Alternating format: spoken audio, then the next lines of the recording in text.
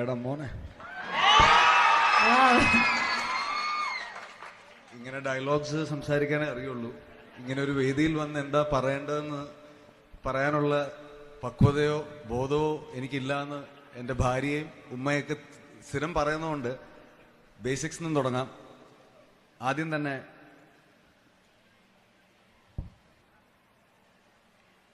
ഞാനിവിടെ വന്നപ്പോൾ മിസ്റ്റർ സാബിത് ഉമറായിട്ട് അദ്ദേഹമായിട്ടായിരുന്നു ഞാൻ ഫെസിലിറ്റിയൊക്കെ കാണാൻ വേണ്ടി നടന്നിരുന്നത്.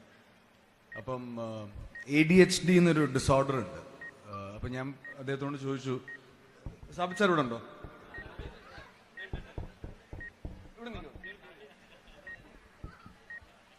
അപ്പോൾ അദ്ദേഹത്തിനോട് ഞാൻ ചോദിച്ചു, അപ്പം ഇങ്ങനെ പല രീതിയിലുള്ള കണ്ടീഷൻസ് ആണ് ഞങ്ങൾ മേളിൽ ഡിസ്കസ് ചെയ്തുകൊണ്ടിരുന്നത്, പല രീതിയിലുള്ള ആൾക്കാരെയും പല രീതിയിലുള്ള കുട്ടികളെയും.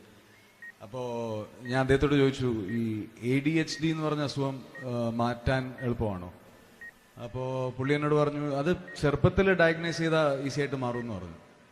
41 വയസ്സിലാണ് ഡയഗ്നൈസ് ചെയ്തത്, ഇനി മാറുമെന്ന് ചോദിച്ചു. അപ്പം ഞാൻ ക്ലിനിക്കലി ADHD ഡയഗ്നൈസ്ഡ് ആണ്.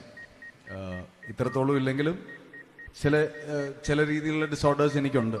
நடிகர் ஃபஹத் ஃபாசில் தனக்கு ADHDன்னு சொல்லப்படுற நியூரோ டெவலப்மெண்டல் டிசார்டர் இருக்கிறத பற்றி சமீபத்திய விழா ஒன்றில் சொல்லியிருக்காரு. எர்ணாகுளம்ல இருக்க பீஸ் வேலி அப்படிங்கிற அறக்கட்டளை நடத்தின நிகழ்ச்சியில் ஃபஹத் ஃபாசில் கலந்துக்கிட்டு பேசியிருந்தாரு. அப்போதான் அவருக்கு இப்படி ஒரு நோய் இருக்கிறத பற்றி பேசியிருக்காரு. அட்டென்ஷன் டெஃபிசிட் ஹைப்பர் ஆக்டிவிட்டி டிசார்டரை தான் ஷார்ட்டா ADHDன்னு சொல்லுவாங்க. இந்த டிசார்டர் பெரும்பாலும் குழந்தைகளுக்கு தான் இருக்கும், ஆனால் சில பெரியவங்களுக்கும் இந்த டிசார்டர் ஏற்படும். இந்த நோயை குணப்படுத்த முடியாது, கட்டுப்படுத்த மட்டும்தான் முடியும்னு சொல்றாங்க. சில வருடங்கள்ல சரியாகலாம், இல்லனா சரியாகாம கூட போகலாம். இந்த நோய் இருக்கிறவங்கனால ஒரு விஷயத்துல முறையா கவனம் செலுத்த முடியாது, ரொம்ப ஹைப்பர் ஆக்டிவா பிஹேவ் பண்ணுவாங்க, சொல்றத காது கொடுத்து கேட்க மாட்டாங்க, எதை பத்தியும் யோசிக்காம பல ஆபத்தான முடிவுகளை எடுப்பாங்க, நிறைய ஞாபக மறதி பிரச்சனை வரும். இப்படி பல பிரச்சனைகளை உள்ளடக்கியது தான் இந்த நோய். ஃபஹத் ஃபாசில் இந்த ஈவெண்ட்ல என்ன பேசியிருந்தாருன்னா, எனக்கு ADHD டிசார்டர் இருக்கு, இந்த ADHD-யை குணப்படுத்த முடியுமான்னு சாபித் கிட்ட நான் கேட்டேன். அப்போ அவர் சின்ன வயசுல அதை கண்டுபிடிச்சிட்டா குணப்படுத்துறது சுலபம் தான் சொன்னாரு. அப்போ நான் அவர்கிட்ட